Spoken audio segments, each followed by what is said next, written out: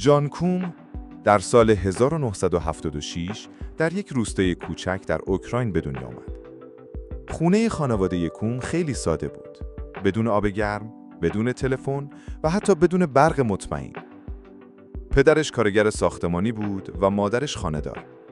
زندگی ساده و پر از کمبود داشتند، اما همین سختی‌ها روحیه مقاوم جان رو شکل داد. وقتی 16 ساله بود، مادرش تصمیم گرفت برای آینده‌ای بهتر به آمریکا مهاجرت کنند. اونها با هزار سختی ویزا گرفتن و به کالیفرنیا رفتن. اما مهاجرت برای خانواده فقیر اوکراینی یعنی شروعی دوباره از صفر. هیچ پولی نداشتن، زبان انگلیسی بلد نبودن و مجبور بودن از کمک‌های دولتی و کوپن غذا استفاده کنن. مادرش به عنوان خدمتکار خانه‌های مردم کار می‌کرد و جان هم توی سوپرمارکت‌ها و کارهای خدماتی پول خرد در می‌آورد. زندگی براشون راحت نبود، حتی بعضی وقتا نمیتونستن اجاره خونه رو بدن. اما جان یه ویژگی داشت. عاشق تکنولوژی بود. اوایل کارش برای یاد گرفتن کامپیوتر کتاب‌های دست دوم از فروشگاه‌های ارزان می‌خرید و ساعت‌ها وقت می‌ذاشت. اینترنت براش دنیای جدید بود، جایی که میتونست بدون پول و امکانات هر چیزی رو یاد بگیره. اما روزهای سخت ادامه داشت. مادرش به سرطان مبتلا شد و سالها با بیماری جنگید تا اینکه درگذشت. مرگ مادر ضربه بزرگی به جان بود، چون او تنها کسی بود که همیشه پشتیبانش بود. بعد از اون جان تقریباً تنها شد. با این حال ادامه داد. جان توی دانشگاه ایالتی سنخوزه ثبت نام کرد و در کنار درس خوندن به عنوان نگهبان در سوپرمارکت کار میکرد. بعدها به دنیای برنامه نویسی کشیده شد و با تلاش زیاد تونست به عنوان مهندس امنیت وارد یاهو بشه. 10 سال در یاهو کار کرد و در این مدت تجربه زیادی به دست آورد.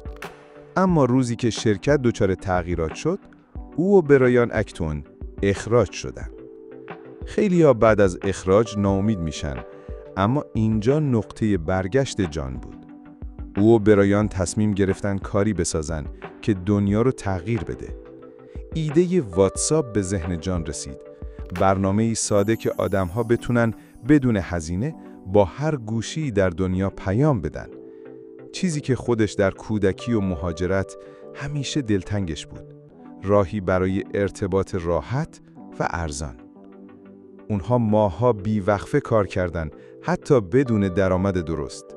جان بارها میگفت میخواستم چیزی بسازم که آدم‌ها بتونن با عزیزانشون راحت حرف بزنن بدون اینکه نگران پول باشن. در سال 2009 واتساپ متولد شد. اپلیکیشن به سرعت محبوب شد چون ساده، کاربردی و امن بود.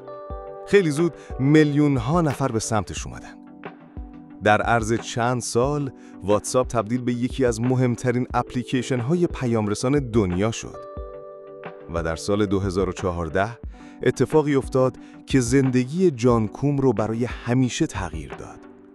فیسبوک واتساپ رو به قیمت 19 میلیارد دلار خریداری کرد. جان کوم، همون پسر فقیر اوکراینی که روزی از کوپن غذا استفاده می‌کرد، حالا میلیاردر و صاحب یکی از بزرگترین استارتاپ‌های دنیا شده بود. نقطه برگشت اینجاست. وقتی اخراج شد میتونست تسلیم بشه، اما جان کوم به جای شکست خوردن از دردا و سختیاش الهام گرفت و چیزی ساخت که زندگی میلیون‌ها آدم رو تغییر داد.